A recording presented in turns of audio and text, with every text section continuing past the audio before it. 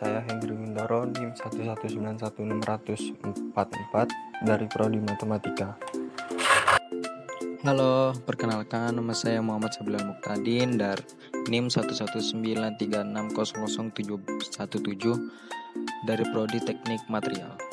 Hai, nama saya Hafizah Rani Putri Andam Dewi, NIM 1191937 dari Prodi Teknik Industri. Halo semuanya, perkenalkan nama saya Fira Sagita dengan NIM 119190068 dari Prodi Teknik Industri.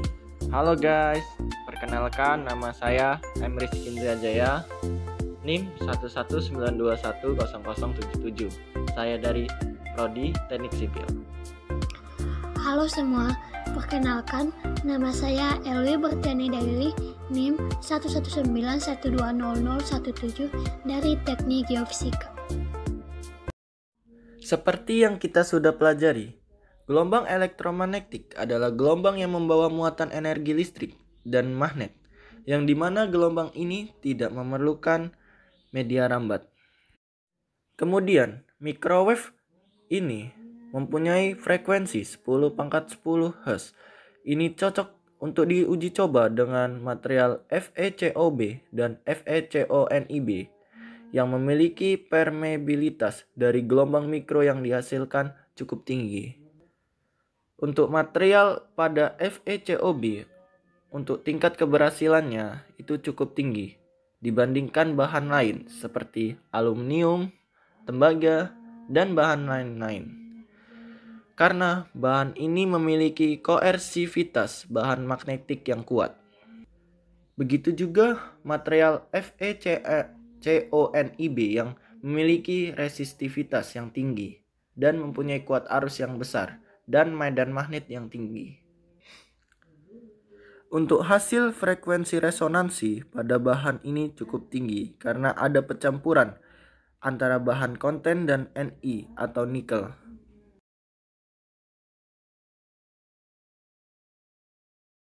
Keterkaitan dengan absorbing material ini bisa dilihat dengan rumus fisika cepat lambat gelombang elektromagnetik di sini.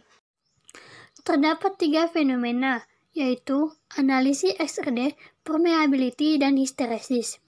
Yang pertama adalah analisis XRD. Analisis XRD merupakan teknik non-destruktif untuk menganalisis struktur bahan kristalin atau semikristalin. Pada fenomena ini, FeCOB memiliki tingkat intensitas radiasi yang mencapai 1700 yang menunjukkan bahwa puncak karakteristik partikel FeCOB menunjukkan pembentukan amorf partikel polikristalin gabungan, sedangkan pada FeCONIB adanya pembentukan amorf diakibatkan munculnya puncak difraksi tersebut. Yang kedua ada permeability, yaitu kemampuan bahan meloluskan partikel dengan menembusnya.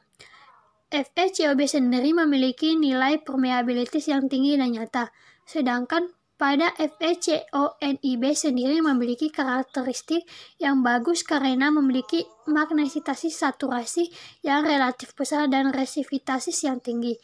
Proses jadi lebih mudah karena memiliki interaksi yang kuat antara medan magnet dan partikelnya. Dan yang ketiga ada histeresis. Histeresis merupakan ketergantungan sebuah sistem di mana sebuah sistem tersebut gagal untuk kembali ke keadaan semula atau sebelumnya. Mari kita lihat pada grafik histeresis FeCOB. FeCOB sendiri menghasilkan histeresis yang sangat kecil, namun nilai magnetisasi koersivitas dan saturasi yang ditimbulkan berkurang sedikit. Kemungkinan besar itu terjadi karena pengaruh pencampuran dengan GO partikel. Meski itu pun tidak terlalu berpengaruh pada histeresisnya. Sedangkan pada grafik FeCONIB memiliki magnetisasi dan saturasi yang dihasilkan adalah naik, sementara koersivitas yang didapat berkurang.